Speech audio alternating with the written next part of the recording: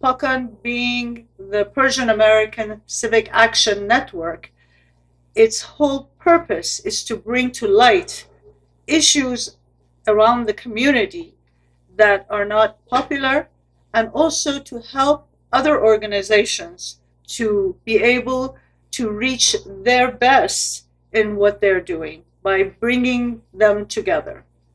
The Iranian community needed more advocacy on a level that would be able to go global and international.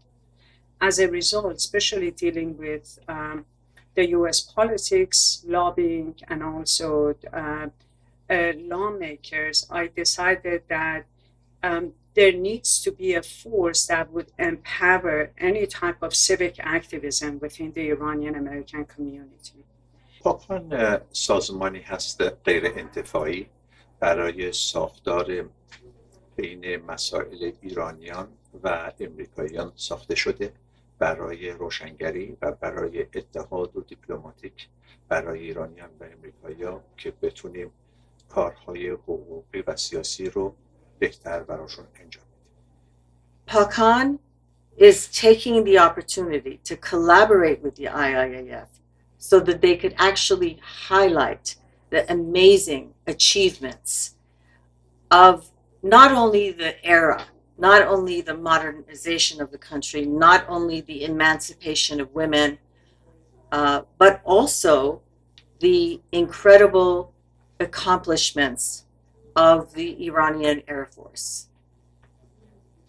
One of the mightiest, one of the most well-equipped and modern air forces which emerged in Iran. ما منتظر همچین موقعیتی بودیم که در امریکا از کسایی که باقی مانده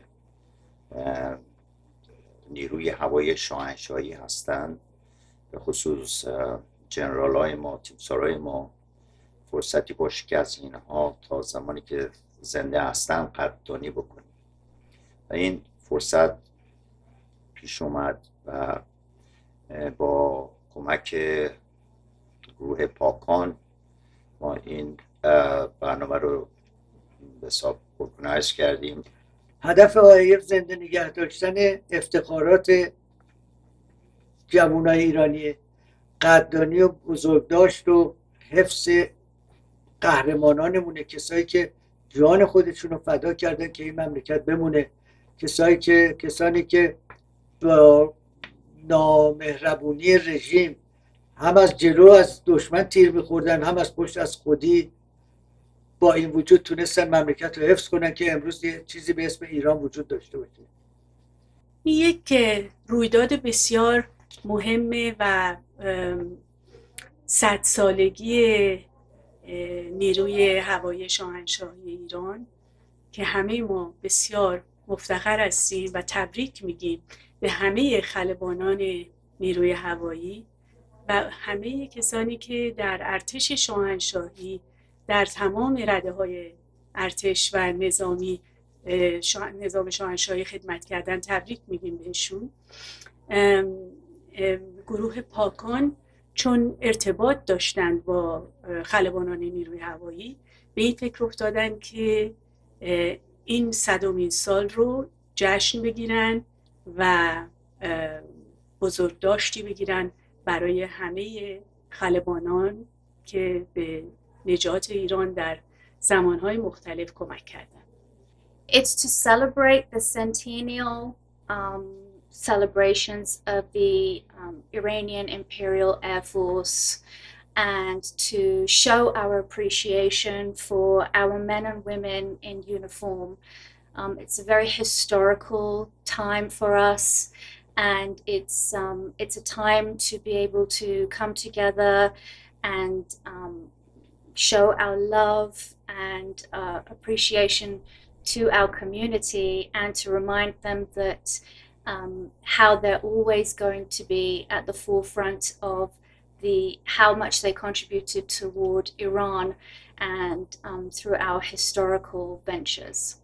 I'm very proud to actually talk about this amazing book that I must say was a collaboration of many, many wonderful people to bring it together. This book actually is in both Farsi and English, and it has the most amazing pictures commemorating the Imperial Iranian Air Force. What's most important is that it brings the history of the Imperial Iranian Air Force back to the people who now can sit down and look at it, especially our young people who weren't there, who did not witness the pride and glory of the Imperial Iranian Air Force. And we're hoping that by having this book out, we can now share with all the generations that are now here and the generations to come, the pride, the glory, and the wonderful achievements of the Imperial Iranian Air Force throughout the years.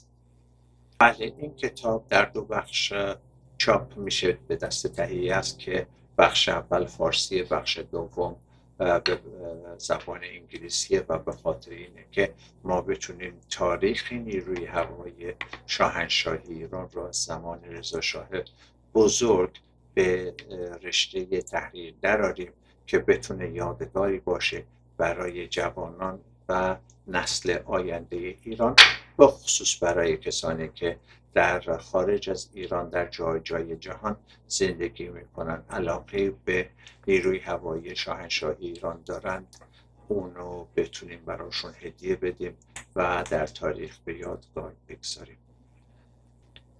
اگر قدرت تغییر یک چیز در دنیا رو داشتید اون چی بود؟ سخت انسانیت. جنگ رو از بین می بردم. ساعت رو برمیگردوندم به ساعت 22 بهمن و هرگز اجازه نمیدادم که کشور ما همچین تجربه تلخی رو به دست بیاره.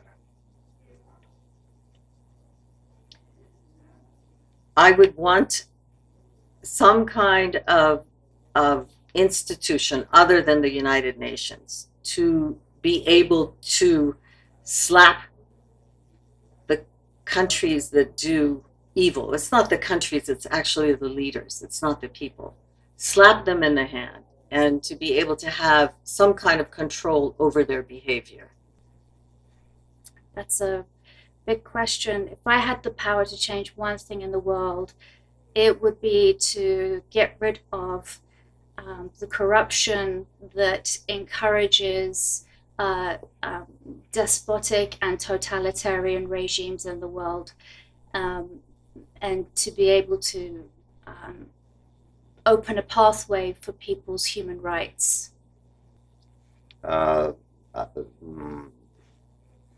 جمهوری اسلامی را ساقط می‌کردم. I would definitely get rid of the mainstream media. For me, the most important thing would have been to be able to be here with my father.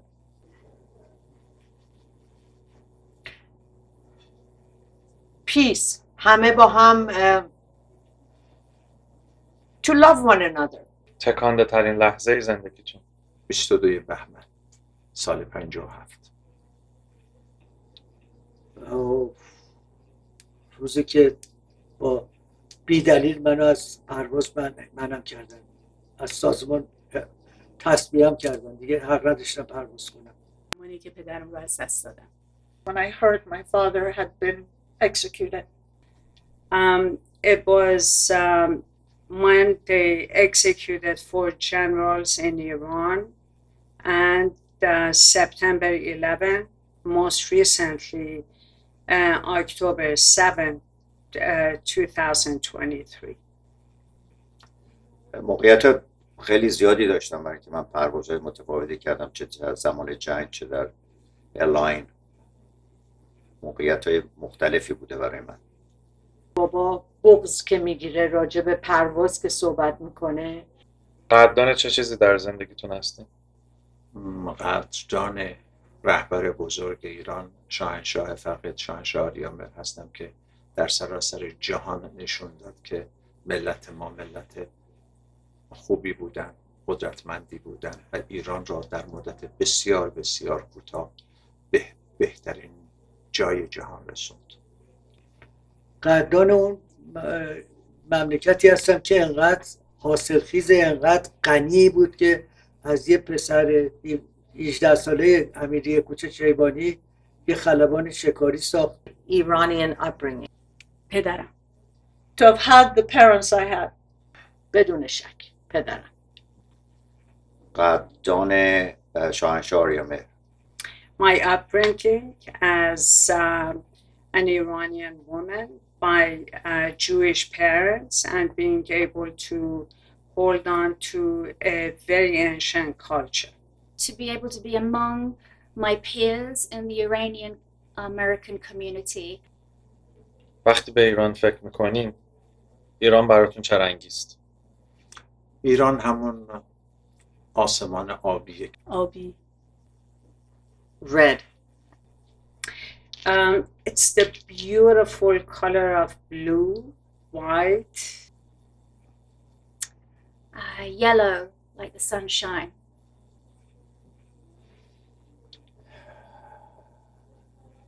آسمانیه. سفید. مرسی. خسته نباشی. مرسی. Thank you. فیروزه‌ای. رنگ فیروزه‌ای.